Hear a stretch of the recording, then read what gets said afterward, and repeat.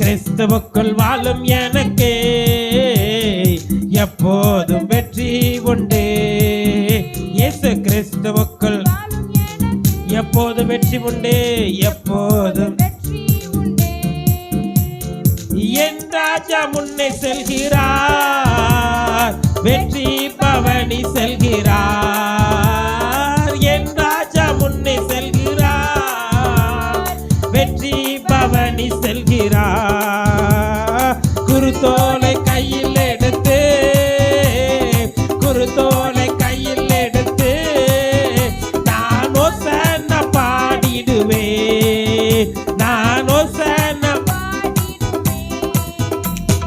கிறிஸ்துவுக்குள் வாழும் எனக்கு எப்போது வெற்றி உண்டு. இயேசு கிறிஸ்துவுக்குள் எப்போது வெற்றி உண்டு, எப்போது வெற்றி.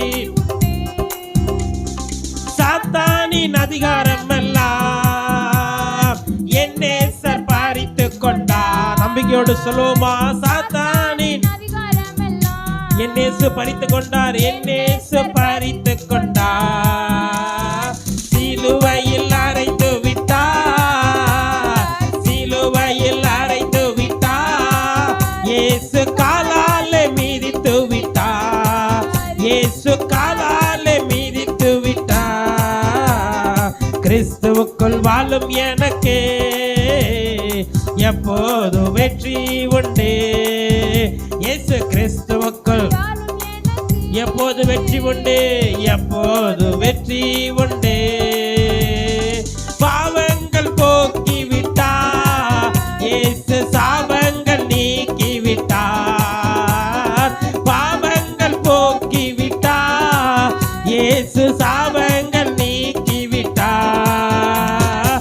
இயேசுவின் தழும்புகளால், இயேசுவின் தழும்புகளால் நான் சுகமானே, சுகமானே, நான் சுகமானே, சுகமானே.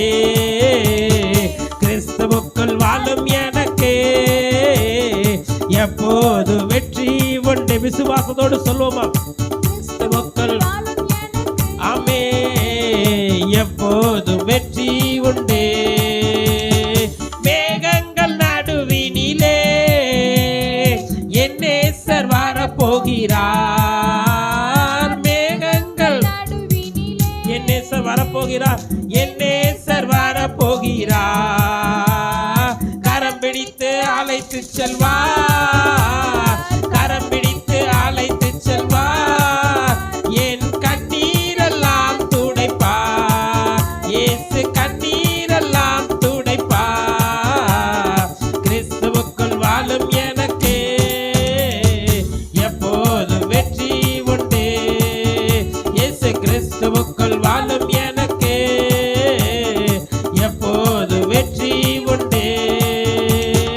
வெற்றி உண்டு, வெற்றி உண்டு, நமக்கு வெற்றி உண்டு, வெற்றி உண்டு, வெற்றி உண்டு, வெற்றி உண்டு, வெற்றி உண்டு, வெற்றி உண்டு, நமக்கு வெற்றி உண்டு, வெற்றி உண்டு, வெற்றி உண்டு. நல்லா ரெண்டு கரங்களை தட்டி ஆண்டவரை மகிமைப்படுத்துவோமா? அவர் நம்மோடு கூட இருப்பதால நமக்கு தோல்வி என்பதே இல்லை, நமக்கு ஜெயம் கொடுக்கிற ஆண்டவர். அல்லேலூயா. அப்படி நம்ம எல்லாம் இருக்கிற இடத்துல முழங்கால் படிட்டு நம்ம ஆண்டவரை கொஞ்ச நேரம் ஆராதிக்க போகிறோம்.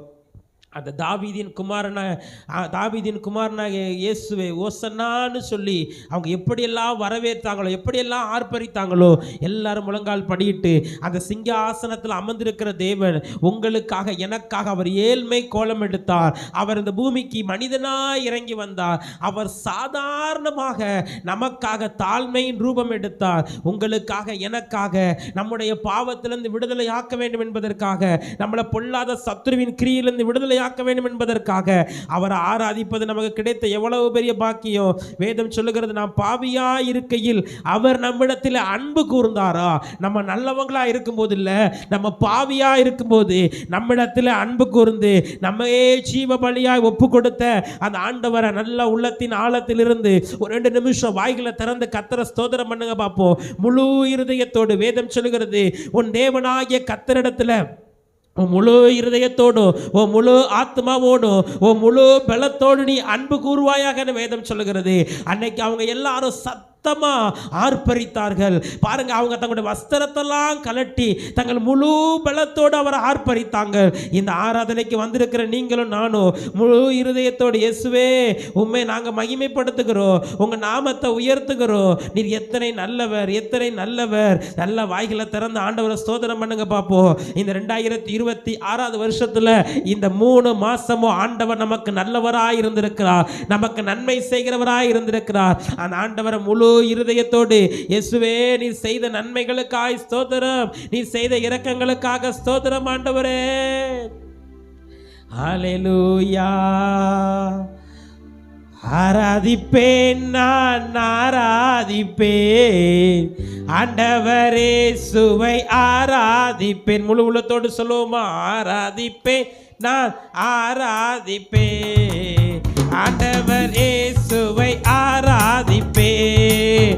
வல்லவரே உம்மை ஆராதிப்பேன், நல்லவரே உம்மை ஆராதிப்பேன். சொல்லுவோமா? வல்லவரே உம்மை ஆராதிப்பேன், நல்லவரே உம்மை ஆராதிப்பேன். ஆராதிப்பேன், நான் ஆராதிப்பேன். யாரெல்லாம் நீங்க உண்மையா ஆராதிக்கீங்களோ இந்த ஆராதனை நேரத்தில் அற்புதம் செய்கிற இயேசு இங்கதான் உலாவிக் கொண்டிருக்கிறார். உங்க ஒவ்வொருவருக்கும் ஒரு அற்புதம் செய்ய போகிறார். இயேசுவை ஆராதிப்பே, பரிசுத்த உள்ளத்தோடு ஆராதிப்பே, பணிந்து குனிந்து ஆராதிப்பே, பரிசுத்த உள்ளத்தோடு ஆராதிப்பே, பணிந்து குனிந்து ஆராதிப்பே. ஆராதிப்பே, நான் ஆராதிப்பே ஆண்டவரே சுவை ஆராதிப்பேன், ஆராதிப்பேன், நான் ஆராதிப்பேன் ஆண்டவரே சுவை. ஆவியிலே உம்மை ஆராதிப்பே, உண்மையிலே உம்மை ஆராதிப்பே, ஆவியிலே உம்மை ஆராதிப்பே, உண்மையிலே உம்மை ஆராதிப்பே. ஆராதிப்பே, நான் ஆராதிப்பே ஆண்டவரே சுவை. ஆமென். ஆராதிப்பே, நான் ஆராதிப்பே ஆண்டவரே சுவை ஆராதிப்பே. காண்பவரே உம்மை ஆராதிப்பே, காப்பவரே உம்மை ஆராதிப்பே. ஆண்டவரை பார்த்து சொல்லுங்க, நீர்தான் என்னை காண்கிற தேவன், நீர்தான் என்னை பாதுகாக்கிறவர், காப்பவரே உம்மை ஆராதிப்பே. ஆராதிப்பே, நான் ஆராதிப்பே ஆண்டவரே சுவை ஆராதிப்பே. ஆராதிப்பே, நான் ஆராதிப்பே ஆண்டவரே சுவை. பெண்ணாடை அணிந்து ஆராதிப்பே, குருதோலை ஏந்தி ஆராதிப்பே, வெண்ணாடை அணிந்து ஆராதிப்பே, குருதோலை ஏந்தி ஆராதிப்பே. ஆராதிப்பே, நான் ஆராதிப்பே ஆண்டவரே சுவை ஆராதிப்பே. ஆராதிப்பே, நான் எல்லா வாய்களை திறந்து உள்ளத்தின் ஆழத்திலிருந்து, இயேசுவே எங்களுடைய ஆராதனை துதி பலிகளை உமக்கே செலுத்துகிறோம். நான் ஆராதிப்பே ஆண்டவரே சுவை ஆராதிப்பே. ஆராதிப்பே, நான் ஆராதிப்பே ஆண்டவரே சுவை ஆராதிப்பே. நீர் பரிசுத்தர், பரிசுத்தர், பரிசுத்தர் எங்கள் பரலோக ராஜாவே. இந்த வானம் பூமியுள்ள யாவோ உந்தன் நாமத்தை உயர்த்தட்டுமே. உங்க நாவுகள் அறிக்கை செய்யட்டும், நீர் பரிசுத்தர், பரிசுத்தர் எங்கள் பரலோக ராஜாவே. இந்த வானம் பூமியுள்ள யாவோ உந்தன் நாமத்தை உயர்த்தட்டுமே. பூமி அனைத்திலும் உந்தன் மகிமை நிரம்பி வழிகிறதே, ஆலயத்திலும் உந்தன் மகிமை அலையலையாய் அசைகிறதே. பூமி அனைத்திலும் உந்தன் மகிமை நிரம்பி வழிகிறதே, ஆலயத்தில் மகிமை அலையலையாய் அசைகிறதே. சகலமும் படைத்த என் தேவா நீர் நித்திய சிருஷ்டிகரே. நம்ம ஆண்டவரை பார்த்து சொல்லுவோமா? சகலமும் படைத்த என் தேவா நீர் நித்திய சிருஷ்டிகரே. நீர் பரிசுத்தர் பரிசுத்தர். எல்லா நாவுகளும் அறிக்கை செய்யட்டும். அந்த பரலோக தெய்வத்தை ஆராதிப்பதற்கு அவர் கொடுத்திருக்கிற இந்த நல்ல வாய்ப்பை நம்ம எல்லாரும் பயன்படுத்தி கொண்டு எல்லா வாய்களை திறந்து கைகளை தட்டி நீர் பரிசுத்தர் நீர் பரிசுத்தர் பரிசுத்தர் பரிசுத்தர் எங்கள் பரலோக ராஜாவே. இந்த வானம் பூமியுள்ள யாவும் உந்தன் நாமத்தை உயர்த்தட்டுமே. நீர் பரிசுத்தர் பரிசுத்தர் பரிசுத்தர் எங்கள் பரலோக ராஜாவே. இந்த யாவும் உந்தன் நாமத்தை உயர்த்தட்டுமே. நல்ல ரெண்டு கரங்களை தட்டி வாய்களை திறந்து ஓசன்னா தாவீதின் குமாரனுக்கு எங்களுக்கு இறங்கும். அன்னைக்கு அந்த குருடன் கூப்பிட்டான், இயேசுவே தாவீதின் குமாரனே எனக்கு இறங்கும்னு சொல்லி அவன் முண்டிலும் சத்தமாய் கூப்பிட்டானா. முண்டிலும் அதிக சத்தமாய் கூப்பிட்டான். அவன் கூப்பிட கூப்பிட கூப்பிட இயேசு நின்று அவனை பார்த்து கேட்டார், இன்னைக்கு நான் உனக்கு என்ன செய்யணும்? இன்னைக்கு நான் உனக்கு என்ன செய்யணும்? இந்த ஆராதனைக்கு வந்திருக்கிற உங்களை பார்த்து இயேசு கேட்கிறார், மகளே நான் உனக்கு என்ன செய்யணும்? மகனே நான் உனக்கு என்ன செய்யணும்? வேதனையோடு துக்கத்தோடு வந்திருக்கிற நான் உனக்கு என்ன செய்யணும்? அந்த குருடன் சொன்ன, ஆண்டவரே நான் பார்வையடையணும். சொன்ன மாத்திரத்தில் இயேசுவினிடத்திலிருந்து வல்லமை புறப்பட்டது. இயேசுவினிடத்திலிருந்து வல்லமை புறப்பட்டது. இந்த காலை ஆராதனைக்கு வந்திருக்கிற ஒவ்வொரு பிள்ளைகள் மேலும் இயேசு கிறிஸ்துவின் உயிர்த்தெழுந்த வல்லமை இப்பொழுது புறப்படுவதாக, இப்பொழுது சுகமாக்குவதாக. எல்லா பலவீனத்தின் கட்டுக்கள் மாறட்டும் இயேசுவின் நாமத்தில். இந்த ஆராதனை விடுதலை உண்டாகட்டும். எல்லா கைகளை தட்டி வாய்களை திறந்து துதிக்க ஆரம்பிங்க. அநேகருடைய கட்டுக்கள் இயேசுவின் நாமத்தில் கலருகிறது. எல்லா பலவீனத்தின் ஆவிகள் இயேசுவின் நாமத்தில் வெளியேறுகிறது. எல்லா சோர்வின் ஆவிகள் இயேசுவின் நாமத்தில் வெளியேறுகிறது. ஓ ராதா டா ஷாகா தாலா பாபா தேபா ராகா தா பாபா. தேவனுடைய மகிமை அவருடைய உயிர்த்தெழுந்த வல்லமை ஆண்டவரே ஒவ்வொரு பிள்ளைகள் மேலும் இப்பொழுது இறங்குவதாக. பரிசுத்த ஆவியானவர் ஒரு புதிய வல்லமையால் உங்க பிள்ளைகளை நிரப்புவீராக. உமக்கு நாங்க நன்றி செலுத்துகிறோம் அப்பா. உம்மை நாங்கள் மனதார துதிக்கிற ஆண்டவரே. உண்மை நாங்கள் மனதார ஸ்தோத்தரிக்கிறோமாப்பா. அப்படி எல்லாரும் எழுந்து நிற்போமா? எல்லாரும் எழுந்து நிற்போம். எல்லாரும் தேவ சமூகத்தில் எழுந்து நிற்போம். அங்கே இருக்கிற எல்லாரும் ஆச்சரியமாக பார்த்தாங்க. அங்கே இருக்கிற பதுசேரும் சதுசேரும் அங்கே ஓசனான்னு சொன்னவங்களை அடக்கின உடனே இயேசு சொன்னார், இவர்கள் பேசாமல் இருந்தால் அந்த கல்லுகளே பேசும். குழந்தைகள் பாலகர் வாயினால் துதியை உண்டு பண்ணுகிற ஆண்டவர். இந்த ஆராதனையில் அவரை நீங்கள் துதிக்க ஆரம்பிங்க. நல்ல வாய்களை திறந்து துதிங்க பார்ப்போம். நல்ல சத்தத்தை உயர்த்தி துதிங்க. உங்கள் பக்கத்தில் யார் இருக்கா எதையும் எதிர்பார்க்காதீங்க. இயேசு இங்குதான் உலாவி கொண்டிருக்கிறார். 2000 ஆண்டுகளுக்கு முன்பாக அவர் கழுதை மேல பவனியாய் வந்த அந்த ராஜாதி ராஜா இப்பொழுது நம்முடைய ஆலயத்தின் நடுவிலே உலாவி கொண்டிருக்கிறார். அவரை முழு உள்ளத்தோடு முழு பலத்தோடு அவரை துதிங்க பாப்போம். இயேசுவே உம்மை நாங்கள் நன்றியோடு துதிக்கிறோமப்பா. அப்படியே வலது கரத்தை உயர்த்தி சொல்லுங்க, ஓசன்னா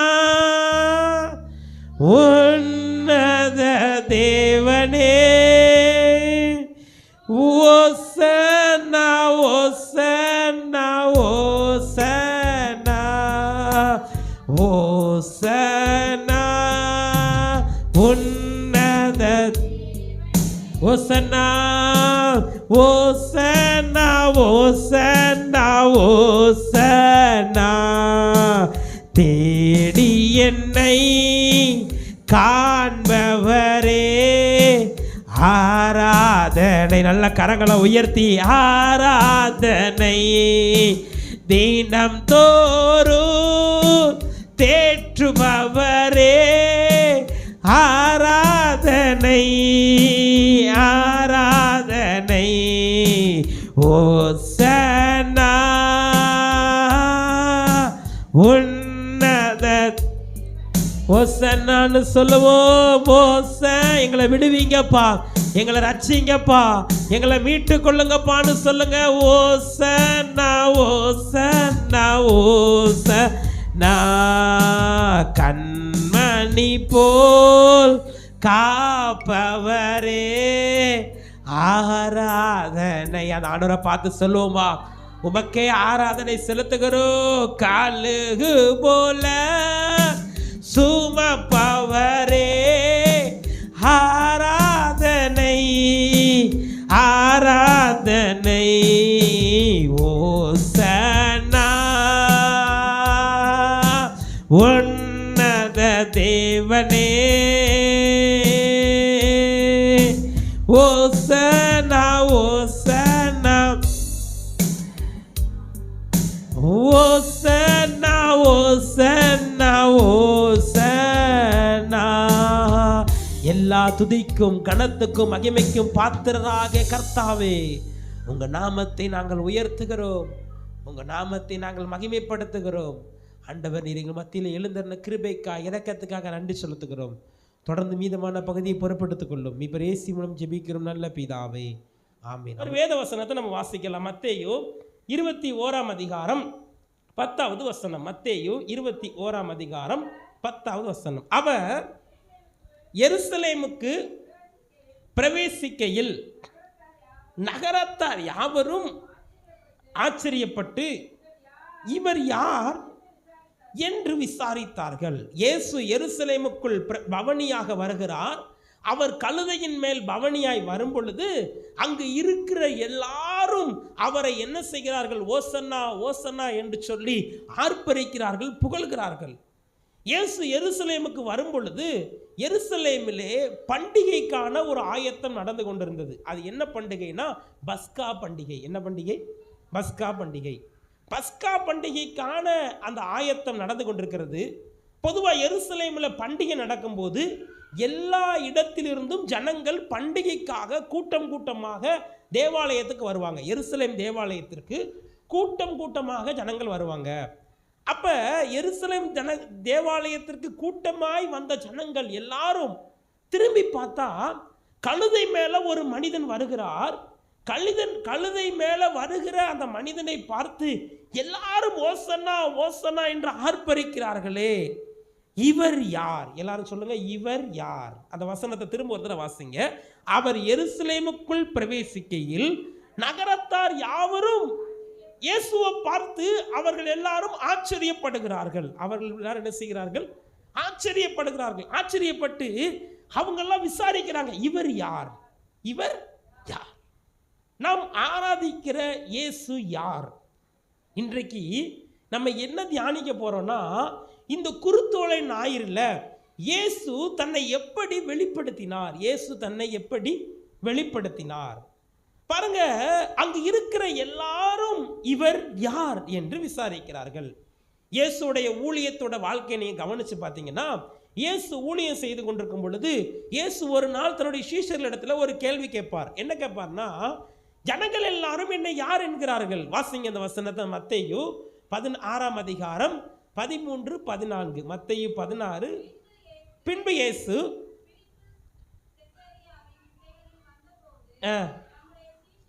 தம்முடைய சீஷரை நோக்கி என்னை ஜனங்கள் யார் என்று சொல்லுகிறார்கள் என்று கேட்டார். அதற்கு அவர்கள், சிலர் உம்மை யோவான் ஸ்நானகன் என்றும், சிலர் எலியா என்றும், வேறு சிலர் எரேமியா என்றும், எரேமியா அல்லது பாருங்க, இயேசு கேட்கிறார் ஜனங்கள்கிட்ட, எல்லாரும் என்ன யாருன்னு நினைக்கிறாங்கப்பா? எல்லாரும் என்ன யாருன்னு நினைக்கிறாங்கன்னு கேட்கும்போது ஒரு சிலர் சொல்றாங்க இயேசுவை பார்த்து, இவர் யோவான் ஸ்நானகன். இன்னொரு சிலர் சொல்றாங்க இவர் எரேமியா தீர்க்கதரிசி. இன்னொரு சிலர் சொல்றாங்க எலியா தான் பரலோகத்துக்கு ஏறி போனார்ல, எலியா அப்படிங்கிறாங்க. இன்னும் நீங்க வேதத்தை வாசிச்சு பார்த்தீங்கன்னா, ஒரு இடத்துல இயேசு அற்புதம் செய்யும் பொழுது இயேசுவை ஜனங்கள் யார் அப்படின்னு நினைச்சாங்க அப்படின்னா, இவர் தச்சனுடைய குமாரன் அப்படின்னு நினைச்சாங்க. இவர் யார் நினைச்சாங்க? தச்சனுடைய குமாரன். இப்ப எருசலேமுக்குள்ள இயேசு பவனியாய் வருகிறார். அங்கு ஜனங்கள் நிறைய பேர் இருக்கிறாங்க. அந்த ஜனங்கள் எல்லாரும் ஒருவருக்கொருவர் கேள்வி கேட்கிறாங்க, இவர் யார்? இவர் யார்? இயேசுவை பார்த்து இவர் யார்? முதல்ல இயேசுவை ஆராதிக்கிற நம்ம இயேசு யார் என்பதை அறிந்து கொள்ளணும். ஆமேன்னு சொல்லுங்களேன். இயேசு யாருன்னு அறிந்து கொள்ளணும். உங்க எல்லாத்தையுமே கேட்டோம்னா இயேசு யார், உங்களுக்கு தெரிஞ்சதை சொல்லுங்க அப்படின்னா ஒவ்வொருத்தர் ஒவ்வொரு அனுபவத்தை சொல்லுவாங்க. ஒருத்தர் சொல்லுவாங்க, இயேசு என்னுடைய ஜெபத்தை கேட்கிறவர், இயேசு எனக்கு அற்புதம் செய்கிறவர், இயேசு எனக்கு ஆபத்தில் உதவி செய்கிறவர், இயேசு எனக்கு விடுதலை தருகிறவர் அப்படின்னு ஒவ்வொருத்தர் ஒவ்வொரு உதாரணத்தை சொல்லுவாங்க. இயேசு யார், இவர் யார், இந்த குருத்தோலை ஞாயிறுல இவர் தன்னை எப்படி வெளிப்படுத்துகிறார், எப்படி வெளிப்படுத்தினார்? இதே பகுதியிலிருந்து ஒரு 3 காரியத்தை நம்ம தியானிச்சுட்டு நம்ம ஜெபம் பண்ணி நிறைவு செய்ய போகிறோம். வாசிங்க மத்தேயு 21ஆம் அதிகாரம் 4ஆம் வசனம் 5ஆம் வசனம். அப்பொழுது மத்தேயு 21:4-5. இதோ உன் ராஜா சாந்த குணமுள்ளவராய் கழுதையின் மேலும் கழுதை குட்டியின் மேலும் வருகிறவர் என்று சீயோன் குமாரத்திக்கு சொல்லுங்கள் என்று தீர்க்கதரிசியினால் உரைக்கப்பட்டது நிறைவேறும்படி இது எல்லாம் நடந்தது. நல்லா கவனிங்க. இயேசு கழுதை மேல பவனியாய் வந்தது ஏதோ ஒரு தற்செயலாய் நடந்த விஷயம் அல்ல. அந்த ஊருக்கு போறதுக்கு ஒரு வழி இல்லை, அதனால ஒரு கழுதையை கூப்பிட்டு அந்த கழுதை மேல ஏறி இயேசு போகல. இயேசு கழுதையின் மேல பவனியாய் வருவார் என்று சொல்லி கிட்டத்தட்ட 500 வருஷத்திற்கு முன்னாடி சகரியா என்கிற தீர்க்கதரிசி தீர்க்க தரிசனமாய் உரைத்திருக்கிறார். நல்ல கவனிங்க. வேத புஸ்தகத்தில் இயேசுவின் வாழ்க்கையை நீங்க கவனிச்சு பார்த்தீங்கன்னா இயேசுவினுடைய பிறப்பு, இயேசுவினுடைய ஊழியம், இயேசுவினுடைய மரணம், இயேசுவினுடைய உயிர்த்தெழுதல், இயேசுவினுடைய வருகை, இது எல்லாமே தற்செயலாய் நடக்கக்கூடிய விஷயம் இல்லை. இது எல்லாம் இயேசு கிறிஸ்துவை பற்றி மட்டும் நம்முடைய வேதாகமத்தில் 300 தீர்க்க தரிசனம் இருக்கா. எத்தனை தீர்க்க தரிசனம் இருக்கு? 300 தீர்க்க தரிசனம் இயேசுனுடைய வாழ்க்கையை குறித்து, இயேசுனுடைய பிறப்பை குறித்து, இயேசுனுடைய மரணத்தை குறித்து, இயேசுனுடைய ஊழியத்தை குறித்து நம்முடைய பரிசுத்த வேதாகமத்தில் எழுதப்பட்டிருக்கிறது. பாருங்களேன், நம்ம வாழ்க்கையில் பொதுவாக ஒரு மனிதன் பிறந்த பிறகுதான் அந்த மனிதனுடைய சரித்திரம் எழுதப்படும். அப்படிதானே? அவர் எந்த ஊரில் பிறந்தார், அவர் யாருக்கு மகனாய் பிறந்தார், அவர் என்ன செய்தார், அவர் எப்படி மரித்தார் என்று ஒரு மனிதன் பிறந்த பிறதான் எழுத முடியும். ஆனால் இயேசு பிறப்பதற்கு பல 1000 வருஷங்களுக்கு முன்பாகவே ஏராளமான தீர்க்க தரிசனங்கள் வேதாகமத்தில் எழுதப்பட்டிருக்கிறது. அது எல்லாம் நடந்தது. ஆமென் சொல்லுங்களேன். இயேசு யார்? இயேசு யார்? இவர் யார்? இவர் தீர்க்க தரிசனங்களை நிறைவேற்றும்படி வந்தவர். அல்லேலூயா சொல்லுங்களேன். முதலாவது இயேசு யாருன்னா தீர்க்க தரிசனங்களை நிறைவேற்ற வந்தவர், தீர்க்க தரிசனங்கள் நிறைவேறும்படி நடந்து கொண்டவர். ஒரு சில காரியத்தை நான் உங்களுக்கு காண்பிச்சு கொடுக்குறேன். ரொம்ப ஆச்சரியமா இருக்கும். இயேசுவின் வாழ்க்கையில் நிறைவேறின சில தீர்க்க தரிசனங்கள் பாருங்க. நான் இந்த குருத்தோலை ஞாயிறுக்காக கிட்டத்தட்ட என்ன போன வாரம் வேற நமக்கு செய்தி கொடுக்குற அந்த வாய்ப்பு இல்லை, ஏன்னா அயர்வாள் தான் இருந்தார்.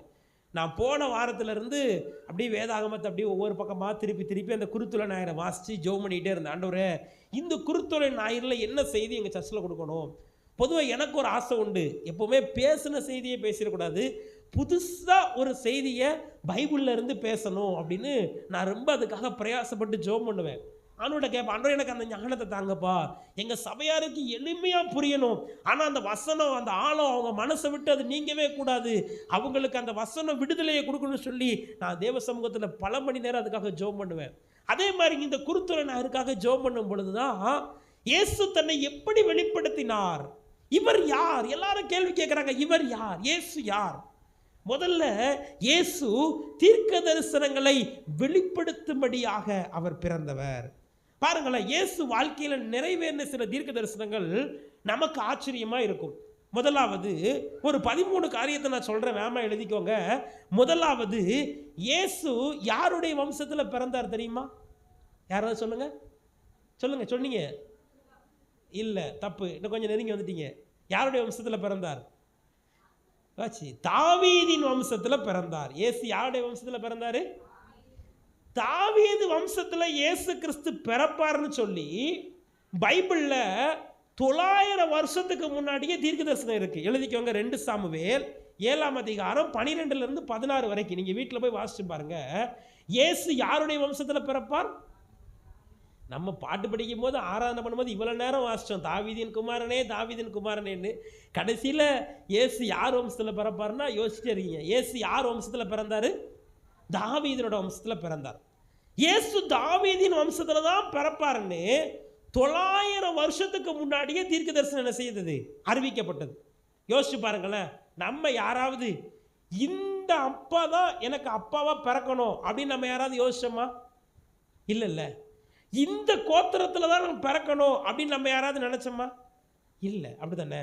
நம்ம பிறந்த பிறதான் தெரியும் இவர் தான் நமக்கு அப்பா அப்படின்னு. நம்ம பிறந்த பிறதான் தெரியும் நம்ம இந்த குடும்பத்தில் தான் வளர்றோம், நம்ம பிறந்த பிறதான் தெரியும் நம்ம இந்த வம்சத்தில் வாழ்கிறோம்னு சொல்லி. ஆனால் இயேசுவின் பிறப்பு 900 வருஷத்துக்கு முன்னாடியே அவர் எங்கு பிறப்பார் அப்படின்னா தாவீதின் வம்சத்தில் பிறப்பார் அப்படின்னு எழுதப்பட்டது. ரெண்டாவது, இயேசு பிறக்கிறதுக்கு முன்னாடி ஒருவர் வழியை ஆயத்தம் பண்ணினார். அவர் யாரு தெரியலையா? யோவான் ஸ்நானகன். இயேசு பிறப்பதற்கு முன்னாடி அவர் என்ன செய்தார்? வழியை ஆயத்தம் பண்ணினார். யோவான் ஸ்நானன்கிட்ட தான் இயேசு கிறிஸ்து ஞானஸ்தானம் எடுத்தார். இது தற்செயலா நடந்த விஷயம் அல்ல. நீங்க மல்கியா தீர்க்கதரிசன புஸ்தகம் 3ஆம் அதிகாரம் 1ஆம் வசனத்தை வாசிங்க. மல்கியா 3:1. மல்கியா 3:1.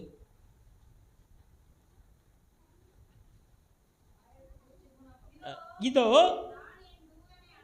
நான் என் தூதனை அனுப்புகிறேன், அவன் எனக்கு முன்பாக போய் வழியை ஆயத்தம் பண்ணுவான்.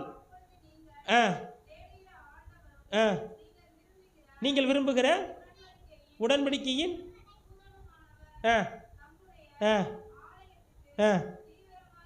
பாருங்க. இயேசு இந்த தீர்க்க தரிசனம் எப்போ உரைக்கப்பட்டது அப்படின்னா இயேசு பிறப்பதற்கு 400 வருஷத்துக்கு முன்னாடியே. இயேசு பிறப்பதற்கு இயேசுவுக்கு முன்னாடி வழியை ஆயத்தம் பண்ணுவதற்கு ஒரு மனுஷன் வருவான்னு சொல்லி இயேசு பிறப்பதற்கு 400 வருஷத்திற்கு முன்னாடியே உரைக்கப்பட்டது. நல்லா கவனிங்க. நான் முதல்ல சொன்னேன் இயேசு தாவீதின் வம்சத்தில் தான் பிறப்பார். இது தீர்க்க தரிசனம். இயேசுவுக்கு முன்னாடி வழியை ஒருத்தர் ஆயத்தம் பண்ணுவார். இதுவும் தீர்க்க தரிசனம். மல்கியா சொல்றாரு. அதுக்கு அடுத்து பாருங்களேன், இயேசு எப்படி பிறந்தார்? இயேசு ஒரு ஆண் சம்பந்தம் இல்லாம ஒரு பெண்ணின் வித்திலிருந்து அவர் பிறந்தார். அவர் பரிசுத்த ஆவியால் உட்பவிக்கப்பட்டு அவர் பெண்ணின் வித்தாக பிறந்தார். இது எப்ப தீர்க்க தரிசனமா உரைக்கப்பட்டது தெரியுமா? ஆதியாகமம் 3ஆம் அதிகாரம் 15ஆம் வசனத்தை வாசிங்க. ஆதியாகமம் 3:15. உனக்கும் ஸ்திரீக்கும் உன் வித்துக்கும் அவன் வித்துக்கும் பகை உண்டாக்குவேன். பாருங்க, இயேசு பிறப்பதற்கு கிட்டத்தட்ட 1500 வருஷத்துக்கு முன்னாடியே ஒரு தீர்க்க தரிசனமான வார்த்தை வருகிறது. இயேசுவின் பிறப்பு ஒரு பெண்ணின் வித்துல இருந்தா அது என்ன செய்யும்? வெளிப்படும். ஒரு பெண் மூலியமாக தான் ஒரு இயேசு உலகத்திற்கு பாவத்திலிருந்து ஜனங்களை விடுதலை கொடுப்பார்னு சொல்லி 1500 வருஷத்துக்கு முன்னாடி உரைக்கப்பட்டது. நாம் ஆராதிக்கிற ஆண்டவர் ஒரு கற்பனை கடவுள் அல்ல, யாரோ ஒருத்தர் எழுதி வச்ச கட்டுக்கதை கிடையாது. நாம் ஆராதிக்கிற ஆண்டவர் உண்மையுள்ள ஆண்டவர். ஆமென் சொல்லுங்களேன். அவர் சரித்திர நாயகன். அவர் ஏதோ நேத்து வந்தவர் எல்லாரும் நம்பினாங்க அதனால நானும் நம்புறேன் இல்ல. அவர் சரித்திர நாயகன். அவர் சர்வலோகத்தின் ஆண்டவர். அவர் உண்மையுள்ள ஆண்டவர். இன்னும் நீங்க வாசிங்க ஏசாயா 4ஆம் அதிகாரம் 14ஆம் வசனத்தை வாசிங்க. ஏசாயா 4:14. சீக்கிரமா வாசிங்க. ஏசாயா 4:14. ஏசாயா 4:14. ஓகே. ஏசாயா 7:14. இதோ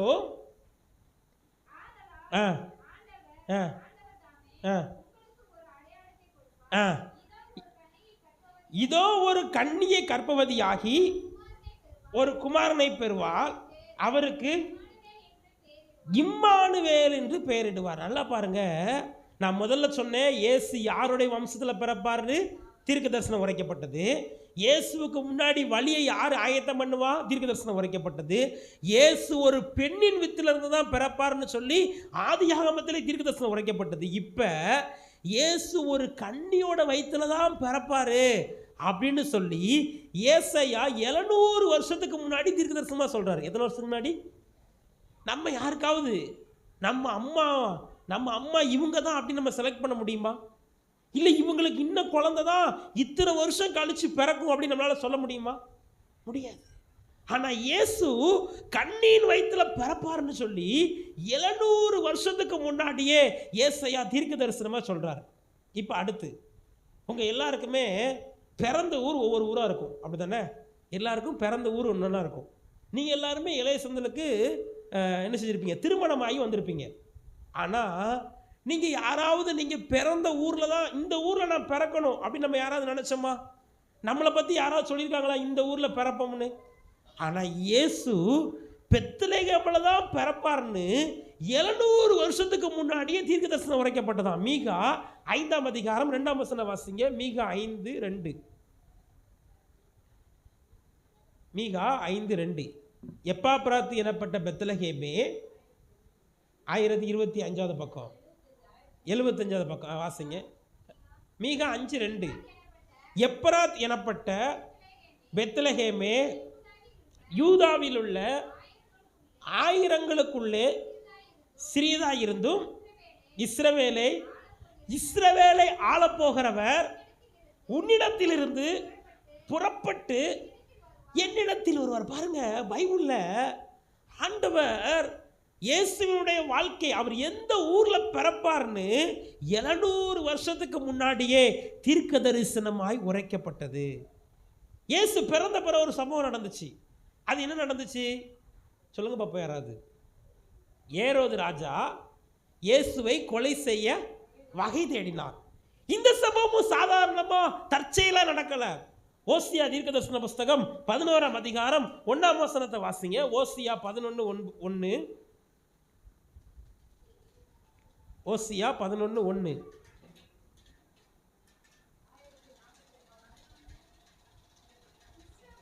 இஸ்ரவேல் நான் அவனை நேசித்தேன், எகிப்திலிருந்து என்னுடைய குமாரனை வரவழைத்தேன். பாருங்க, இயேசு பிறந்த உடனே ஏரோது கொலை செய்ய, இந்த ஃபேன் அமைத்திருமா, இந்த ஃபேன் அமைத்திருங்க.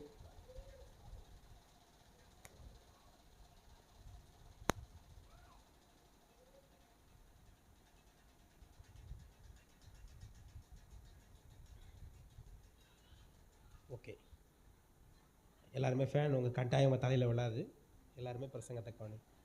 ஆமாம், இயேசு பிறந்த உடனே ஏரோது ராஜா கொலை பண்ண வகை தேடுறார். அப்போ இயேசுவின் தாய் அந்த பிள்ளையை தூக்கிட்டு அவங்க எங்கே போனாங்கன்னா எகிப்து தேசத்துக்கு போனாங்க. அவங்க எகிப்து தேசத்துக்கு போயிட்டு திரும்பவும் அவங்க பெத்லகேமுக்கு வந்தாங்க. இதுவும் தற்செயலாக நடக்கலை. இதுவும் 750 வருஷத்துக்கு முன்னாடி தீர்க்க தரிசனமாய் உரைக்கப்பட்டது. நல்லா கவனிங்க, இயேசுனுடைய வம்சம், இயேசு எப்படி பிறப்பார், இயேசுடைய எந்த ஊரில் பிறப்பார், அவர் பிறந்த பிறகு என்னென்ன நடக்கும், இது எல்லாமே பல 100 ஆண்டுகளுக்கு முன்பாக வேதாகமத்தில் தீர்க்க தரிசனமாய் உரைக்கப்பட்டது. அல்லேலூயா சொல்லுங்களேன். நீங்கள் நல்லா கவனிச்சாதான் இதில் மிக ஆழமான ஒரு சத்தியம் இருக்குது. இயேசு தன்னை எப்படி வெளிப்படுத்தினார், இந்த குருத்தோலை ஞாயிறில் இயேசு தன்னை எப்படி வெளிப்படுத்தினார். இன்னும் ஒரு சில வசனத்தை வாசிக்க உங்களுக்கு ரொம்ப இன்ட்ரெஸ்டாக இருக்கும். இயேசுவை கொலை செய்தார்கள், இயேசுவை கொலை செய்வதற்கு வகை தேடினார்கள். இதுவும் சாதாரணமாக நடக்கலை. எரேமியா 31ஆம் அதிகாரம் 15ஆம் வசனத்தை வாசிங்க. எரேமியா 31:15. ராமாவிலே புலம்பலும் கசப்பான அழுகையும்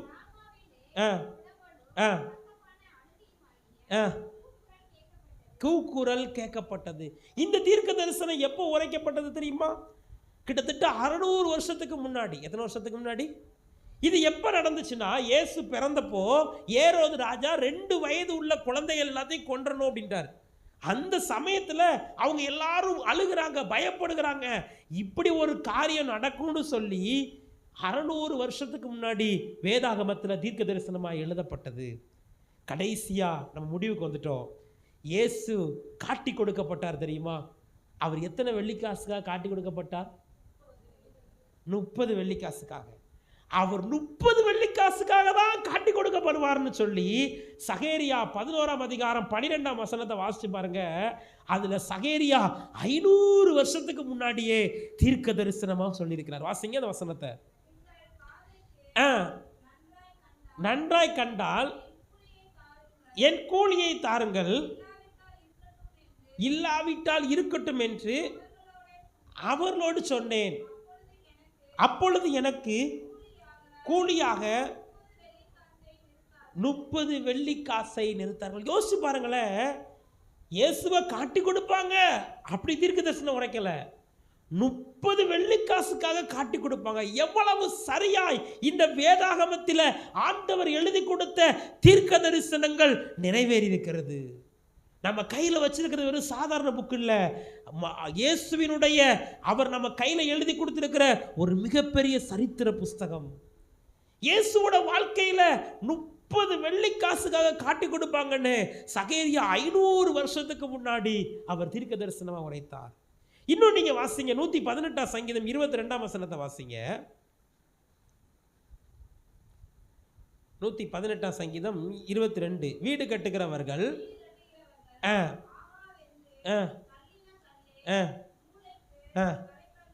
மூளைக்கு தலைக்கல் ஆயிற்று, அது கர்த்தராலே ஆயிற்று. அது இது ஒரு தீர்க்க தரிசனம். இது என்ன தீர்க்க தரிசனம்னா, இயேசு கிறிஸ்து புறக்கணிக்கப்பட்டார். இயேசு கிறிஸ்துவை ஜனங்கள் எல்லாரும் புறக்கணித்தார்கள். ஆனால் பரலோகத்தில் இருக்கிற பிதா அவரை எல்லாருக்கும் மேலாக உயர்த்தினார் அப்படின்னு சொல்லி வேதத்தில் இருக்கு. இந்த தீர்க்க தரிசனம் 1000 வருஷத்துக்கு முன்னாடி எழுதப்பட்டது. இன்னும் 3 தான் இருக்கு. கடைசியா இயேசுவை எப்படி கொலை செய்தார்கள், சிலுவையில் அறைந்து கொலை செய்தார்கள். கடைசியில் ஒரு போர் சேவகன் ஈட்டி எடுத்து அவருடைய விழாவில் குத்துனா, அப்ப இரத்தமும் நீரும் புரண்டு வந்தது. இது எங்க எழுதியிருக்கு தெரியுமா? சங்கீதம் 22ஆம் சங்கீதத்தில் நீங்க 1ல இருந்து 11 வரைக்கும் வீட்டில் போய் வாசிச்சு பாருங்க. 1000 வருஷத்துக்கு முன்னாடியே இயேசு ஈட்டியால் குத்தப்பட்டு கொலை செய்யப்படுவார் என்று வேதத்தில் எழுதியிருக்கு. இன்னும் கடைசியா நம்ம அடுத்த வாரம் கொண்டாட போறோமே, இயேசுவினுடைய உயிர்த்தெழுதலை நினைவு கூறுகிறது. சங்கீதம் 16ஆம் சங்கீதம் 8ல இருந்து 11 வரைக்கும் வாசிச்சு பாருங்க. இயேசுவை அவர் உயிரோடு கூட திரும்பவும் எழுப்புவார் என்று சொல்லி 1000 வருஷத்துக்கு முன்பாக இயேசுவினுடைய உயிர்த்தெழுதலை குறித்து இந்த வேதாகமத்தில் எழுதப்பட்டிருக்கிறது. கடைசியாக இன்னைக்கு நம்ம ஆசரித்து கொண்டிருக்கிறோம்ல இந்த குருத்தோலை ஞாயிறு, இயேசு கழுதை மேல பவனியாய் வந்த இந்த சம்பவத்தை 400 வருஷத்துக்கு முன்னாடி சகேரியா 9ஆம் அதிகாரம் 9ஆம் வசனத்தை வாசிங்க. சகேரியா 9:9. சீயோன் குமாரத்தியே மிகவும் கலிகூறு, எருசலேம் குமாரத்தியே கம்பீரி, இதோ உன் ராஜா உன்னிடத்தில் வருகிறார், அவர் நீதி உள்ளவரும் ரட்சிக்கிறவரும் தாழ்மை உள்ளவரும் கழுதையின் மேலும் கழுதை குட்டியாகிய மரியின் மேலும். இது எப்ப சொன்னாங்க? 400 வருஷத்துக்கு முன்னாடி சகேரியா தீர்க்க தரிசனமா சொன்னார். இது நிறைவேறின நாள் தான் மத்தேயு 21ஆம் அதிகாரம் 5ஆம் வசனம் வாசிங்க. மத்தேயு 21ஆம் அதிகாரம் 5ஆவது வசனம். எது நடந்துச்சு? இயேசு கழுதை மேல வந்தத 400 வருஷத்துக்கு முன்னாடி சகேரியா தீர்க்க தரிசனமா உரைத்தார். இயேசு கழுதை மேல வந்தது, பவனியா வந்தது ஒரு கட்டுக்கதை இல்லை. இயேசு 3 வருஷம் ஊழியம் செஞ்சார், 33 வருஷம் வாழ்ந்தார். அதுல அவர் எத்தனை தடவை கழுதை மேல போனார் சொல்லுங்க பார்ப்போம். எத்தனை தடவை போனாரு? ஒரு தடவை தான் போனாரு. எத்தனை தடவை போனாரு? ஒரே ஒரு தடவை தான் போனாரு. அவர் வாழ்க்கையில நடந்த ஒரு சின்ன சின்ன சம்பவங்கள் கூட நம்முடைய வேதாகமத்தில் தீர்க்க தரிசனமாய் எழுதப்பட்டது. ஆமென் சொல்லுங்களேன்.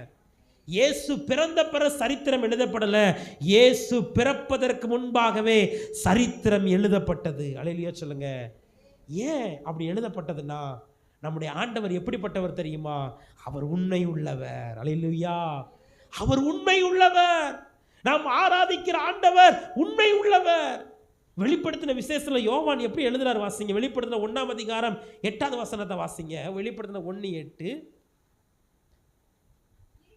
இருக்கிறவரும் இருந்தவரும் வருகிறவரும் ஆகிய சர்வ வல்லமையுள்ள கர்த்தர் நான். பாருங்க, நாம் ஆராதிக்கிற ஆண்டவர் எப்படிப்பட்டவர்? இருக்கிறவர், இருந்தவர், வருகிறவர். அவர் பழைய ஏற்பாட்டில் இருந்தாரு, புதிய ஏற்பாட்டில் இப்ப இருக்கிறாரு, திரும்ப அவர் என்ன செய்வார்? வருவார். நம்ம அப்படி சொல்ல முடியாது. நம்மளை கூப்பிட்டு யாராவது கேட்டால் இப்போ இருக்கிறோம், அவ்வளோதான். இப்போ எவ்வளோ நாள் இருப்போம் அது நமக்கு தெரியுமா? தெரியாது. எவ்வளோ நாள் இருப்போம் நமக்கு? நம்ம ஆண்டவர் அப்படிப்பட்டவர் அல்ல. இயேசு இருந்தவர், இருக்கிறவர், வருகிறவர். அல்லேலூயா. இந்த வேதாகமத்தில் எழுதப்பட்ட ஒரு எழுத்து கூட, ஒரு தீர்க்க தரிசன எழுத்து கூட இந்த பூமியில நடக்காம இருந்ததே இல்லை. அவர் தீர்க்க தரிசனத்தை நிறைவேற்றும்படி வந்தவர். ஆமென் சொல்லுங்களேன். இயேசு எப்படிப்பட்டவராய் இந்த குருத்தோலை ஞாயிறுல தன்னை வெளிப்படுத்துகிறார்? தீர்க்க தரிசனம் நிறைவேறும்படியாக இந்த பூமிக்கு வந்தவர். அவரால் சொல்லப்பட்ட எல்லா தீர்க்க தரிசனமும் இந்த உலகத்துல நடந்து முடிஞ்சது. ஆமென் சொல்லுங்க. சிலர் சொல்லுவாங்க இயேசுவை பத்தி தெரியாதவங்க, இயேசு வெளிநாட்டு கடவுள், இயேசு வெள்ளைக்காரங்க கொண்டு வந்தது, அதுக்கு முன்னாடி இயேசை பத்தி யாருக்கும் தெரியாதியா? இல்லையா, அவர் இருக்கிறவர், இருந்தவர், வருகிறவர். ஆமென் சொல்லுங்களேன். நீங்க உங்ககிட்ட பேசுறவங்க கிட்ட நீங்க தைரியமா இதை சொல்லணும். அல்லேலூயா. நம்ம ஆண்டவர் எப்படிப்பட்டவர்? இருக்கிறவர், இருந்தவர், வருகிறவர். அல்லேலூயா. நம்முடைய ஆண்டவர் தீர்க்க தரிசனத்தின் வெளிப்பாடு. முழு இந்த வேதாகமத்தில் அவரை பற்றி எழுதியிருக்கிற முழு தீர்க்க தரிசனத்தின் வெளிப்பாடுதான் இந்த ஆண்டவர். இந்த குருத்தோலை ஞாயிறுல இயேசு தன்னை எப்படி வெளிப்படுத்தினார் அப்படின்னா, அவர் தீர்க்க தரிசனத்தின் வெளிப்பாடாக தன்னை அவர் வெளிப்படுத்தினார். அல்லேலூயா. அப்படியே வலது கரத்தை உயர்த்தி சொல்லுமா, எப்போதும் இருக்கின்ற இனிமேலும் வருகின்ற எங்கள் ராஜாவே. அவரை பார்த்து சொல்லுவோமா, எப்போதும் இருக்கின்ற எங்கள் ராஜாவே, உம் நாம வாழ்க, உம் அரசு வருக, உம் சித்தம் நிறைவேறுக. ஆசையா பாடுங்க பார்ப்போம். இயேசுவே உம் நாமம், உம் அரசு வருக, உம் சித்தம் நிறைவேறுக.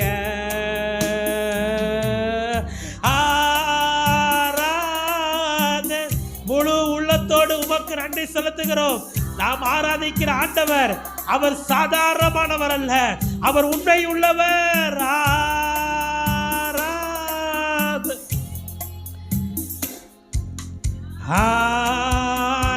ஆராதனை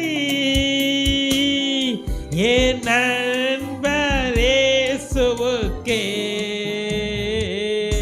என் நண்பர் இயேசுவுக்கே. அல்லேலூயா. அவர் தீர்க்க தரிசனத்தின் வெளிப்பாடு. அவர் தீர்க்க தரிசனம் நிறைவேறும்படியாக தன்னை காண்பிக்கிறார். இந்த குருத்தோலை ஞாயிறுல இயேசு யார்?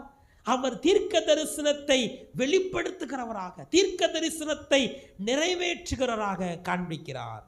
இரண்டாவது, இயேசு இந்த குருத்தோலை ஞாயிறுல பவனியாய் வந்த இந்த இயேசு யார்? வாசிங்க மத்தேயு 21ஆம் அதிகாரம் 12-13.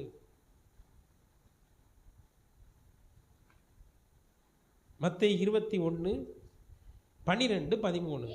இயேசு தேவாலயத்தில் பிரவேசித்து ஆலயத்திலே விற்கிறவர்களும் கொள்ளுகிறவர்களும் ஆகிய யாவரையும் வெளியே துரத்தி காசுக்காரருடைய பலகைகளையும் புறா விற்கிறவர்களையும் ஆசனங்களையும் கவிழ்த்து, என்னுடைய வீடு ஜெப வீடு எனப்படும் என்று எழுதியிருக்கிறது, நீங்களோ அதை கல்லர் குகையாக்கினீர்கள் என்றார். இந்த குருத்துளன் ஞாயிறில் இயேசு முதலாவது தன்னை தீர்க்க தரிசனத்தின் வெளிப்பாடாக காண்பித்தார். இரண்டாவது இயேசு தன்னை எப்படி காண்பிக்கிறார் அப்படின்னா, அவர் தேவாலயத்தை சுத்திகரிக்கிறவராக காண்பிக்கிறார். எப்படி காண்பிக்கிறாரு? தேவாலயத்தை இயேசு கழுதை மேல பவனியா வர்றாரு. வந்த உடனே எருசலேம் பட்டணத்திற்குள்ள வருகிறாரு. எருசலேம் பட்டணத்துல ஒரு தேவாலயம் இருக்கிறது. அந்த தேவாலயம் யார் கட்டின தேவாலயம்னா, சாலமோன் கட்டின தேவாலயம். அது யார் கட்டின தேவாலயம்? சாலமோன் கட்டின தேவாலயம். அந்த சாலமோன் கட்டின மிக பிரம்மாண்டமான ஒரு தேவாலயம். அந்த தேவாலயத்தை இயேசு பார்க்கிறார். அந்த தேவாலயம் எப்படி இருக்குதுன்னா, அது அருவருப்பு நிறைந்ததா இருக்கிறது. அந்த தேவாலயம் எப்படி இருந்துச்சா, புறாவிக்கிறவர் இருக்கிறாங்க, காசுக்காரர்கள் இருக்கிறாங்க. அந்த தேவாலயம் எப்படி இருந்துச்சுன்னா கல்லர் குகை போல இருந்துச்சு. எப்படி இருந்துச்சு தேவாலயம்? எப்படி இருந்துச்சு சொல்லுங்க? எப்படி இருந்துச்சு? கல்லர் குகை போல இருந்துச்சு. இதே சாலமோன் கட்டின ஆலயத்தில் அவங்க எல்லாரும் கர்த்தர் நல்லவர் துதிச்சு பாடும்போது மகிமை இறங்கி வந்தது. பரலோகத்திலிருந்து மகிமை இறங்கி வந்த தேவாலயம் இன்னைக்கு அது எப்படி இருக்கு அப்படின்னா, அது கல்லர் குகையா மாறி இருக்கு. அது எப்படி மாறிடுச்சு? இப்ப இயேசு என்ன பண்றாரு?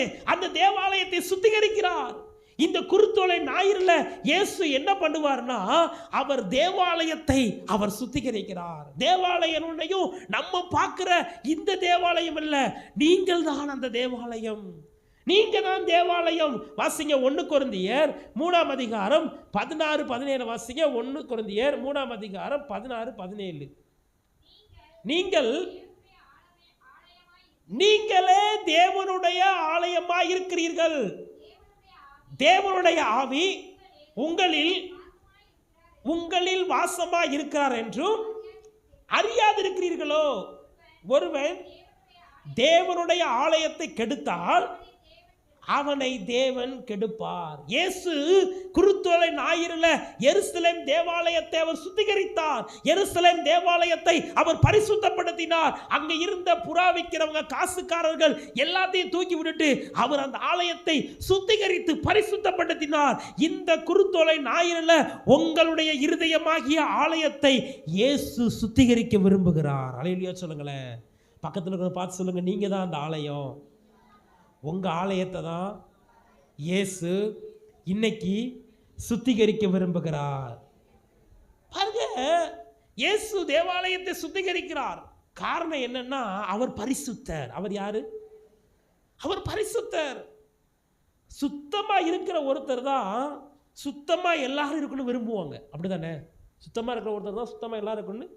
நம்ம ஆண்டவர் பரிசுத்தம் உள்ளவர். நாம் ஆராதிக்கிற ஆண்டவர் பரிசுத்தம் உள்ளவர். அவர் அந்த ஆலயத்தை வந்து பார்க்கிறார். அந்த ஆலயத்தில் இருந்த புறா வைக்கிறவங்க, காசுக்காரங்க எல்லாத்தையும் துரத்திட்டு அந்த ஆலயத்தை பரிசுத்தப்படுத்துகிறார். கல்லர் குகையா இருந்த அந்த ஆலயத்தை அவர் சுத்திகரிக்கிறார். இன்றைக்கு உங்களுடைய இருதயமாகிய ஆலயத்தை இந்த குருத்தோலை ஞாயிறுல இயேசு சுத்திகரிக்கிறார். யோசிச்சு பாருங்க, உங்க இருதயமாகிய ஆலயத்துல இயேசு தங்கி வாசம் பண்ண முடியுமா? உங்க இருதயமாகிய ஆலயத்துல இயேசு இன்றைக்கு வந்தாருன்னா உங்க இருதயத்துல எவ்வளவு கோபம் இருக்கு, எவ்வளவு எரிச்சல் இருக்கு, எவ்வளவு பகை இருக்கு. உங்க இருதயம் கல்லர் குகை போல இருக்குது. ஆண்டவர் இன்னைக்கு அதை கழுவி சுத்திகரிக்க போகிறார். ஆமென் சொல்லுங்களேன். இந்த குருத்தோலை ஞாயிறுல உங்க இருதயத்தை கழுவி சுத்திகரிக்க போகிறார். இயேசுவினுடைய ரத்தம் அவர் சகல பாவங்களை இன்னைக்கு நம்மை சுத்திகரிக்கும். இந்த பண்டிகை நாள் அடுத்து பஸ்கா பண்டிகை வருகிறது. அந்த பஸ்கா பண்டிகையில தான் இயேசு தன்னை பலியாக ஒப்பு கொடுத்தார், தன்னை ஜீவ பலியாக ஒப்பு கொடுத்தார். இந்த குருத்தோலை ஞாயிறுக்கு சில வாரங்களுக்கு முன்பாக இயேசு ஒரு இடத்துல பிரசங்கம் பண்ணி கொண்டிருக்கிறார். பிரசங்கம் பண்ணி கொண்டிருக்கும் பொழுது இயேசுவின் இடத்துல ஒரு பெண்ணை கொண்டு வருகிறாங்க. வாசிங்க, யோவான் எழுதின சுவிசேஷம் 8ஆம் அதிகாரம் 3ஆம் வசனத்தை வாசிங்க. யோவான் எழுதின சுவிசேஷம் 8ஆம் அதிகாரம் 3ஆம் வசனம். அப்பொழுது விபச்சாரத்திலே கண்டுபிடிக்கப்பட்ட ஒரு ஸ்திரியை வேதபாதகரும் பரிசேயரும் அவரிடத்தில் கொண்டு வந்து நடுவே நிறுத்தி, போதகரே, இந்த ஸ்திரீ விபச்சாரத்தில் கையும் மெய்யுமாய் பிடிக்கப்பட்டால் இப்படிப்பட்டவர்களை கல்லெறிந்து கொள்ள வேண்டும் என்று மோசே பாருங்க, பாவத்திலே அகப்பட்ட ஒரு பெண்ணை இயேசு இடத்துல கொண்டு வர்றாங்க. இயேசு என்ன பண்ணார் தெரியுமா? 6ஆம் வசனத்தை வாசிங்க. இயேசு குனிந்து விரலினால் தரையிலே எழுதினார். ஒரு வேத அறிஞர் சொல்றாங்க, இயேசு குனிந்து தரையில என்ன எழுதினார் அப்படின்னா, அங்க வந்திருந்தாங்க பாத்தீங்களா அத்தனை பேர், அவங்க அத்தனை பேருடைய பாவத்தையும் இயேசு எழுதினார் அப்படின்னு சொல்லி ஒரு வேத அறிஞர்கள் என்ன செய்றாங்கன்னா சொல்றாங்க. பாருங்க, 8ஆம் வசனத்தை வாசிங்க. இயேசு மறுபடியும் குனிந்து தரையில் என்ன செஞ்சாரு பாருங்க. அவளுடைய வாழ்க்கை கல்லர் குகை போல இருக்குது. அவ இருதயம் தேவனுக்கு பிடித்தமான இல்ல. அவ இருதயமாகிய ஆலயம் பாலடைந்து போயிருக்குது. இப்ப இயேசு கிட்ட கூட்டிட்டு வராங்க. இயேசு என்ன பண்ணாருன்னா, கடைசி அவங்கள பார்த்து ஒரு கேள்வி கேட்கிறார். 8ஆம் அதிகாரம் 7ஆம் வசனத்தை வாசிங்க. உங்களில் பாவம் இல்லாதவன் எவனோ முதலாவது கல்லறிந்து. பாருங்க, இயேசு சொல்றாரு, குனிஞ்சு குனிஞ்சு எழுதினாரு, பொறுக்க முடியல. உங்க மேல எவன் பாவம் இல்லையோ அவன் முதக்கல்ல. எப்பவுமே ஒரு ஆள் பாவத்தில் அகப்பட்டாங்க அப்படின்னா சுத்தி இருக்கிற 50 பேர் நீதிமானா மாறிடுவாங்க. சுத்தி இருக்கிற 50 பேர் எப்படி மாறிடுவாங்க? இப்படிதான் இயேசு கிட்ட வந்தாங்க. கடைசியில் என்ன நடந்து தெரியுமா? இயேசு சொன்ன உடனே யோவான் சுவிசேஷம் 8ஆம் அதிகாரம் 9ஆம் வசனத்தை வாசிக்க. பெரியோர் முதல் சிறியோர் வரை ஒருவரா போயிட்டாங்க. பெரிய ஆளு சின்ன பிள்ளைங்க எல்லாரும் ஒருத்தரா. எதுக்காண்டி எல்லார் கையில கல்ல இருக்கு, எதுக்கு கல்லை கொண்டு இருன்னே தெரியாது, கூட்டு வந்துட்டாங்க எல்லாத்தையும். ஆனா இப்ப இயேசு சொன்ன உடனே எல்லாரும் கல்லை கீழே போட்டு என்ன செஞ்சிட்டாங்க, போயிட்டாங்க. ஆனா இப்ப அவ தேவாலயத்தை சுத்திகரிக்க இயேசுக்கு என்ன இருக்குன்னா அதிகாரம் இருக்கு. ஏன்னா இப்ப எல்லா கல்லும் எங்க தான் கிடக்கு? இயேசு பக்கத்துல தான். இப்ப அந்த கல்லை எடுத்து யார் எரியறதுக்கு அதிகாரம் இருக்கு? ஏன்னா அவர் பாவம் செய்யல. ஆனா அவர் என்ன பண்ணார் தெரியுமா? யோவான் சுவிசேஷம் 8ஆம் அதிகாரம் 11ஆம் வசனத்தை வாசிங்க. அவர்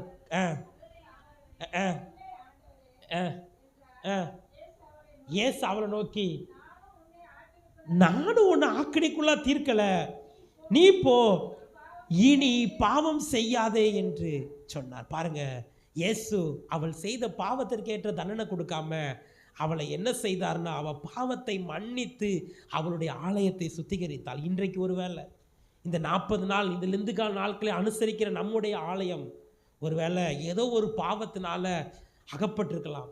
இந்த பாவத்தினால இயேசு இந்த ஆலயத்தில் வாசம் பண்ண முடியாமல் இருக்கலாம். இயேசு உங்களுக்கு தண்டனை கொடுக்க அவர் விரும்பலை. அவர் மன்னித்து திரும்பவும் உங்களுக்கு வாய்ப்பு கொடுத்து திரும்பவும் உங்கள் ஆலயத்தில் தேவனுடைய மகிமை இறங்கும்படி செய்ய விரும்புகிறார். சத்தமாக அல்லையா சொல்லுங்களேன்.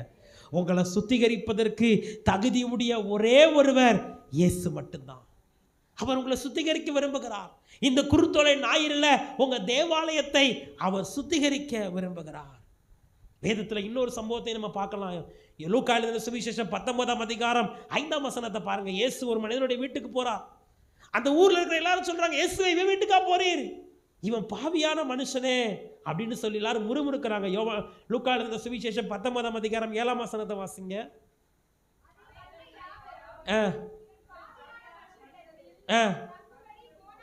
பாருங்க, பாவியான மனுஷனுடைய வீட்டுக்கு போறாருன்னு சொல்லி எல்லாரும் முறுமுறுக்கிறாங்க. இயேசு பாவியான மனுஷனுடைய வீட்டுக்கு போன உடனே பாவியாயிருந்த மனுஷன் எப்படி மாறினான்னா ரட்சிக்கப்பட்டான். லூக்கா எழுதின சுவிசேஷம் 19ஆம் அதிகாரம் 9ஆம் வசனத்தை வாசிங்க. இயேசு அவனை நோக்கி, இன்றைக்கு இந்த வீட்டுக்கு ரட்சிப்பு வந்தது, இவனும் ஆபிரகாமின். பாருங்க, கல்லர் குகையா இருந்த வீடு, பாவியாக இருந்த வீடு ரட்சிப்பின் வீடாக மாறிட்டு. ஆமேன்னு சொல்லுங்களேன். ஒருவேளை இன்றைக்கு உங்கள் இருதயமாகிய ஆலயம் இயேசு வாசம் பண்ண முடியாத மாதிரி இருக்கலாம். இயேசு உங்கள் இருதயத்தை பார்த்து இது கல்லர் குகையாக இருக்குன்னு நினைக்கலாம். இயேசுவை கூப்பிடுங்க. இயேசுவே இருதயத்தில் வந்து தங்கிடும், இயேசுவே நீர் மட்டும் இருதயத்தில் தங்கிடும்னு சொல்லி அவரை நோக்கி கூப்பிட்டீங்கன்னா உங்களை அவர் பரிசுத்தமாக்கிடுவார். உங்கள் இருதயமாகிய தேவாலயத்தில் இந்த குருத்தோலை ஞாயிறில் இயேசு வாசம் பண்ணுவார். அல்லேலூயா. ஒரு காரியம் சொன்னேன், தீர்க்க தரிசனத்தை வெளிப்படுத்துவராக இந்த குருத்துறை நாயகங்களை தன்னை காண்பித்தார். இரண்டாவது, தேவாலயத்தை சுத்திகரிக்கிறவராக இயேசு காண்பித்தார். கடைசியாக இயேசு தன்னை எப்படி வெளிப்படுத்தினார்? மத்தேயு 21ஆம் அதிகாரம் 14ஆம் வசனத்தை வாசிங்க. மத்தேயு 21:14. அப்பொழுது குருடரும் சப்பானிகளும் தேவாலயத்திலே அவனிடத்திற்கு வந்தார்கள், அவர்களை சொஸ்தமாக்கினார். மூன்றாவது, இந்த குருத்தோலை ஞாயிறில் இயேசு தன்னை எப்படி வெளிப்படுத்தினார்னா, தேவனுடைய வல்லமையை அங்கே இருந்த குஷ்டரோகிகள், சப்பானிகள், முடவர்கள் எல்லாருக்கும் அவர் வெளிப்படுத்தி அவர்களுக்கு ஒரு அற்புதம் செய்தார். ஆமென் சொல்லுங்களேன். இந்த குருத்தோலை ஞாயிறு ஆராதனைக்கு வந்திருக்கிற உங்க வாழ்க்கையில் இயேசு தன்னுடைய வல்லமையை வெளிப்படுத்த போகிறார். ஆமென் சொல்லுங்க. அவர் யார்? தேவனுடைய வல்லமையை வெளிப்படுத்துகிறவர். அவர் கழுதை மேல பவனியா எருசலேம் தேவாலயத்துக்குள்ள போகிறார். தேவாலயத்தை சுத்திகரிக்கிறார். சுத்திகரித்து முடிச்ச உடனே அவர் என்ன பண்றாருன்னா, அவருடைய வல்லமையை வெளிப்படுத்துகிறார். அவங்க நோயில எவ்வளவு நாள் கஷ்டப்பட்டாங்கன்னு தெரியாது. அவங்க நோயினால எவ்வளவு நாள் அவங்க ஆறுதல் இல்லாமல் இருந்தாங்கன்னு தெரியாது. அவருடைய வல்லமையில வெளிப்படுத்தினார். நீங்க லூக்கா எழுதின சுவிசேஷம் 5ஆம் அதிகாரம் 17ஆம் வசனத்தை வாசிங்க. லூக்கா 5:17. பின்பு ஒரு நாள் உபதேசித்துக் கொண்டிருக்கும் போது கலிலேயா யூதேயா நாடுகளில் உள்ள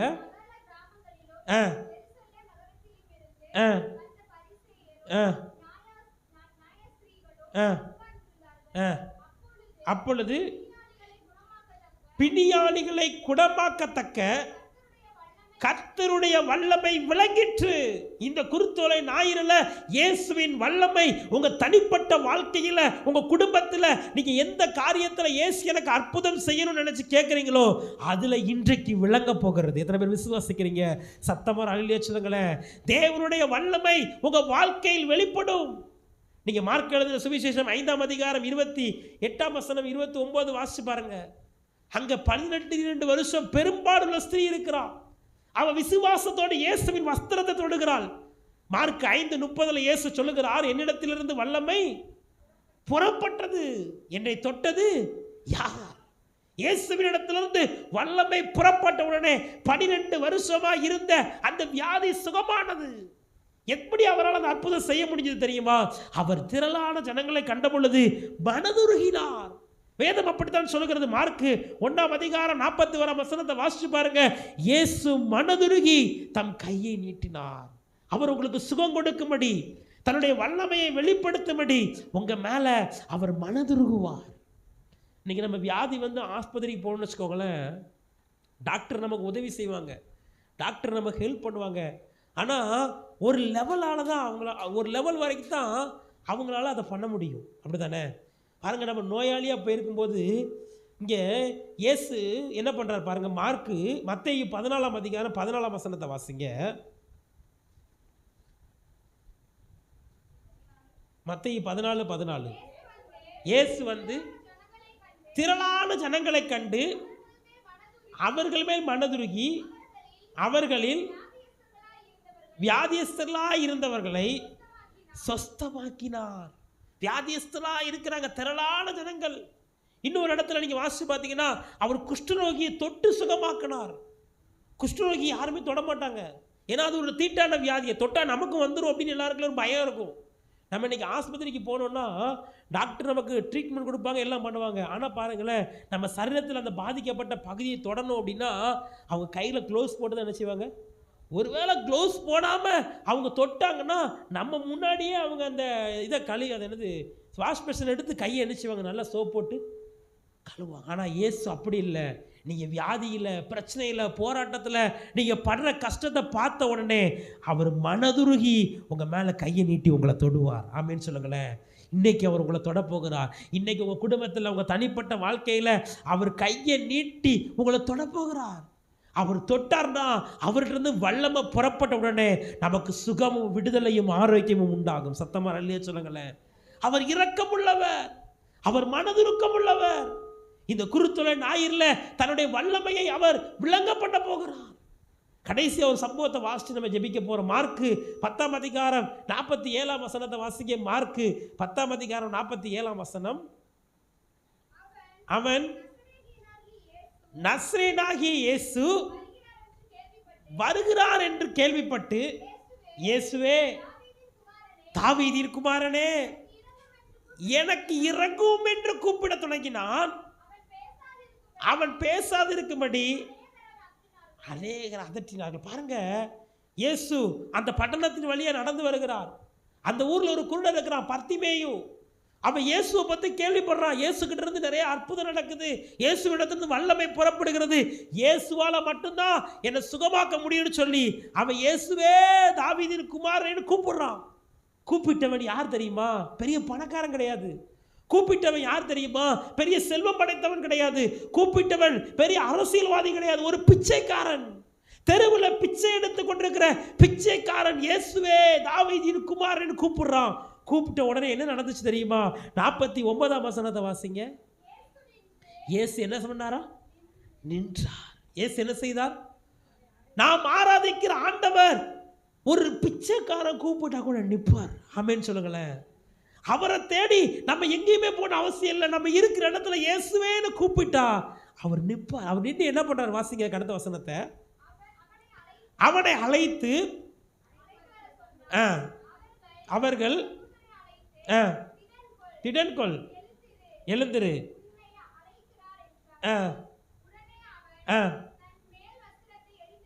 மேல் வஸ்திரத்தை எரிந்து விண்டு எழுந்து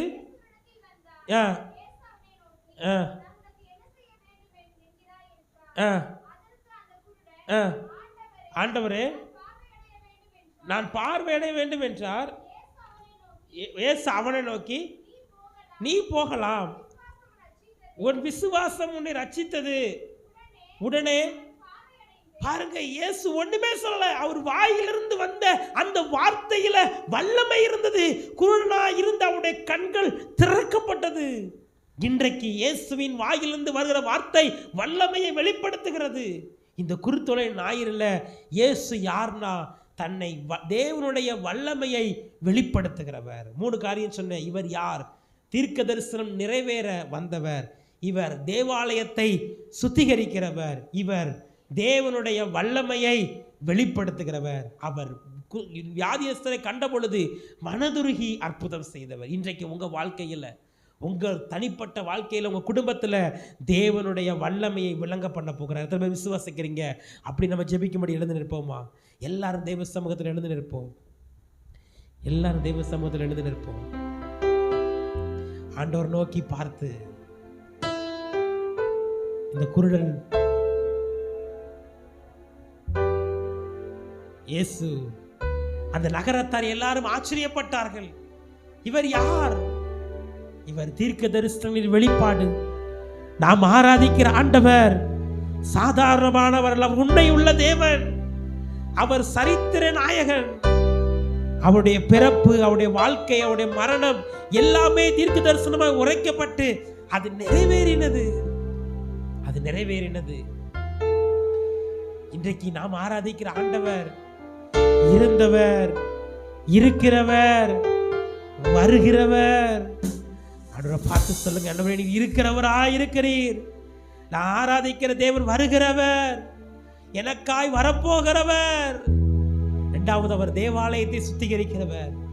இன்றைக்கு உங்க இருதயமாகிய தேவாலயத்தை அவர் சுத்திகரிக்க விரும்புகிறார். ஒரு நேரம் மகிமை இறங்கின உங்க ஆலயம் இன்றைக்கு அது கல்லர் குகையா மாறி இருக்குது.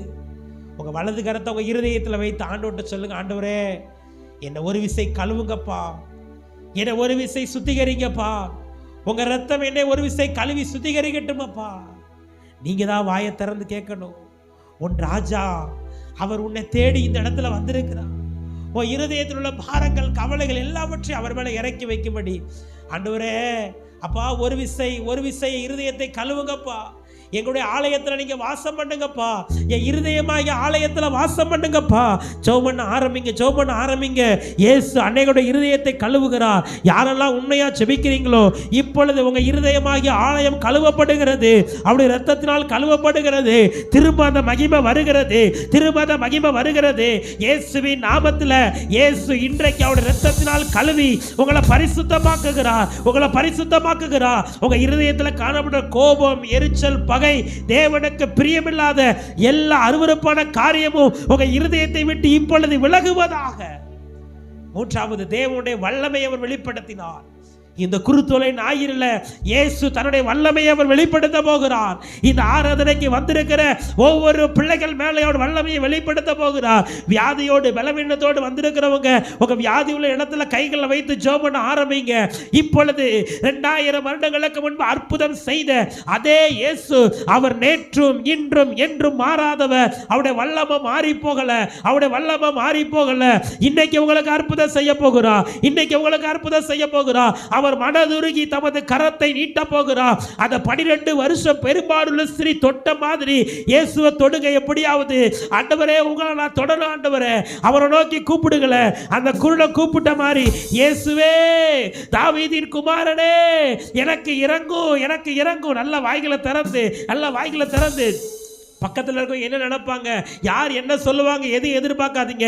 அவர் இங்குதான் உலாவி கொண்டிருக்கிறார். அவர் இங்குதான் உலாவி கொண்டிருக்கிறார். எங்க 2-3 பேர் கூடினாலும் அவர்கள் நடுவில் நான் இருக்கிறேன் என்று சொன்ன பரிசுத்த ஆவியானவர் அவர் இங்குதான் உலாவி கொண்டிருக்கிறார். இன்னைக்கு அவருடைய வல்லமை உங்க வாழ்க்கையில வெளிப்படுத்த போகிறார். இன்றைக்கு அவருடைய வல்லமை உங்க குடும்பத்தில் வெளிப்பட போகிறது. உங்க தனிப்பட்ட வாழ்க்கையில வெளிப்பட போகிறது. இயேசுவின் நாமத்தில் சகல வியாதிகளும் பலவீனங்களும் இப்பொழுது சுகமாகுவதாக. இப்பொழுது உயிர்த்தெழுந்த வல்லமை இங்க இருக்கிற ஒவ்வொரு பிள்ளைகள் மேலும் இப்பொழுது இறங்கட்டும். உங்க கரத்தை நீட்டி தொடுங்க ஆண்டவரே, உங்க கரத்தை நீட்டி தொடுங்கப்பா. எல்லா பலவீனத்தின் கட்டுக்கள் மாறட்டும் ஆண்டவரே. ஒரே ஒரு வார்த்தை சொல்லுங்கப்பா. ஏசப்பாட்ட சொல்லுங்களேன், ஏசப்பா நீங்க ஒரு வார்த்தை சொன்னா போதும். அன்னைக்கு பர்த்திமேயு கண்ணில் பார்வை வந்தது. நீங்க ஒரே ஒரு வார்த்தை சொன்னா போதும். வீட்டில் இருந்த வேலைக்காரன் சுகமானா. நீங்க ஒரே ஒரு வார்த்தை சொன்னா போதும். மரித்து போன வாலிபன் உயிரோடு கூட எழும்பினா. நீங்க ஒரே ஒரு வார்த்தை சொன்னா போதும். லாசருவை உயிரோடு எழுப்பிட அதே உயிர்த்தெழுந்த வல்லமை இந்த ஆலயத்தில் இருக்கிற ஒவ்வொரு பிள்ளைகள் மேலும் இப்பொழுது ஊற்றப்படுவதாக. எல்லா வாய்களை திறந்து கைகளை தட்டி ஆண்டவரை மகிமைப்படுத்துங்க. இன்றைக்கு இயேசுவின் வல்லமை உங்களை சந்திக்கிறது. இன்றைக்கு இயேசுவின் வல்லமை சந்திக்கிறது. எல்லாருடைய உச்ச தலை முதல் உள்ள கால் வரை இயேசுவின் வல்லமை இப்பொழுது ஊற்றப்படுவதாக. இந்த குருத்தோலை ஞாயிறுல தேவனுடைய வல்லமை உங்க வாழ்க்கையில் வெளிப்பட போகிறது. சோர்வின் கட்டுக்கள் பலவீனத்தின் கட்டுக்கள் மாறுவதாக. அற்புதம் செய்யுங்கப்பா. இவர் யார்? தீர்க்க தரிசனத்தை நிறைவேற்ற வந்தவர். இவர் யார்? தேவாலயத்தை சுத்திகரிக்கிறவர். இவர் யார்? தேவனுடைய வல்லமையை வெளிப்படுத்துகிறவர். இந்த குருத்தோலை ஞாயிறுல இந்த ஆசீர்வாதத்தை எங்க குடும்பத்தில் எங்க தனிப்பட்ட வாழ்க்கையில நாங்க பெற்றுக்கொண்ட நீர் கிருபை பாராட்டினதற்காக உம்மை நாங்கள் மனதார துதிக்கிறோம், ஸ்தோத்தரிக்கிறோம். உங்க நாம மாத்திரம் மகிமைப்படட்டும். மீ பிரேசி மூலம் ஜெபிக்கிறோம் ஜீவனுள்ள நல்ல பிதாவே.